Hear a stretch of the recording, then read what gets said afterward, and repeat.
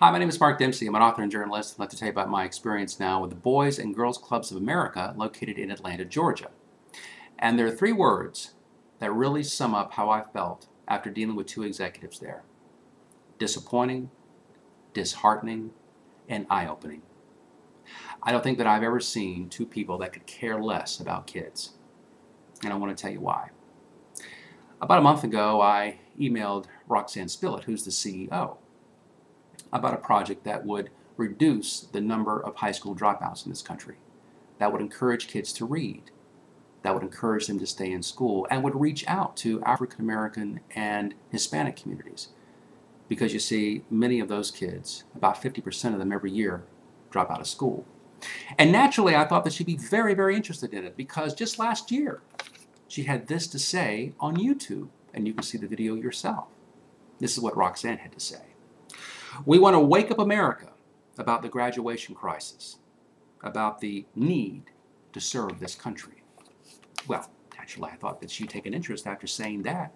And since she made that statement, 1.2 million kids have dropped out of school. And what has the Boys and Girls Clubs of America done about it? Hardly anything. Have they reduced the number of high school dropouts substantially, statistically? Nope, haven't done that at all. So I thought this would be an opportunity to do exactly that. So after emailing her, she refers my email to the Senior VP of Marketing Communications, and his name is Pinocchio Smith. Now, Pinocchio didn't exactly seem to be the smartest knife in the kitchen, but I sent him some information after he requested it. In fact, I sent him a lot of information, a big packet of information. And that's been about a month ago. And since that time, that proposal that would help kids has just been sitting on his desk.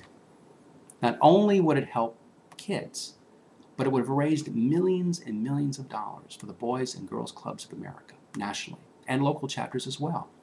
You see, they run a $13 million deficit. And I thought this project would cut it in half. Or better yet, it would have zero, because they could raise $13 million with it. And local chapters would benefit as well. But you see, it would take some work to do that, because it would require a lot of corporate help. Just been sitting there. I called him. He didn't return my phone call. I emailed him. He didn't respond to my email. I called him several times to try to talk to him about it, because I knew it would be helpful to kids. He never picked up his phone. And this is the type of things that go on internally at the Boys and Girls Clubs of America. Because you see, Pinocchio Smith gets his salary from donations and from taxpayers' money. Because the federal government gives him millions and millions of dollars. Well, they don't give him, but they certainly give the organization that amount of money. And so you as a taxpayer, that's what you're getting for your dollars. And so they run a big deficit, you pay for it. So I was thinking, you can't get a hold of Pinocchio Smith at his work. So why don't you do this? As a donor or as a taxpayer, call him up. Call him up. You can reach him at home. And here's his number right here. Give him a buzz and tell him, what exactly are you doing? Why don't you give people the courtesy of a reply? Why aren't you respectful? Are you setting a good example for kids? And if you're running a big deficit, why don't you look into proposals that can generate money for the Boys and Girls Clubs of America? So give him a call. And I tell you what, if you don't want to call him, just write him a letter. Send him a letter at home. He lives in a very nice suburb of Atlanta. And here's his address right here. You see? Now, there's been a lot of talk and discussion about Roxanne Spillett's but her income. Now, she made in 1 year close to $1 million. Actually, she made a little over $988,000. Now, let me tell you, everything, you need to put things in proportion. What does that really mean? Well, Roxanne Spillett makes more than the President of the United States, a U.S. Senator, and a Supreme Court Justice combined. And you say, well, my goodness, she runs a charity of 4 million, that handles 4 million kids. She must be an effective manager. Is she really an effective manager? Because she could even get her Senior VP of Marketing and Communications to review a 2-page letter and a proposal that would be for the financial benefit of the Boys and Girls Clubs of America. She couldn't even do that. But is she really worth the combined salaries of a Supreme Court Justice, a U.S. Senator, and the President of the United States? Not only that, in 1 year, the Boys and Girls Clubs of America spent $4 million on travel, $1.6 million on conferences, and $540,000 on lobbying. That's where your donations went. And while they're doing all these things, while they're living a high lifestyle, while they're living high on the hog, local chapters are closing because they don't have the money.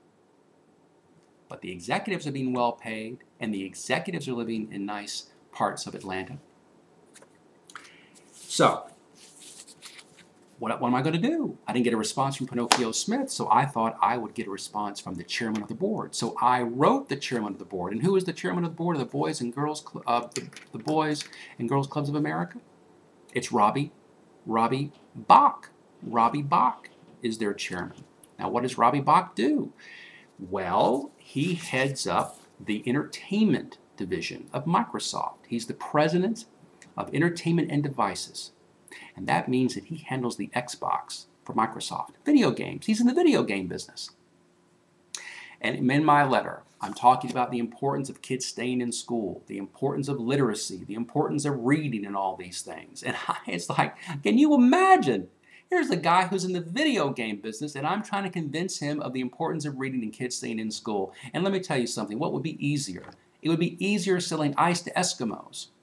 He doesn't care. He could care less. He cares about making millions and millions of dollars from Microsoft by selling video games and equipment and that sort of thing.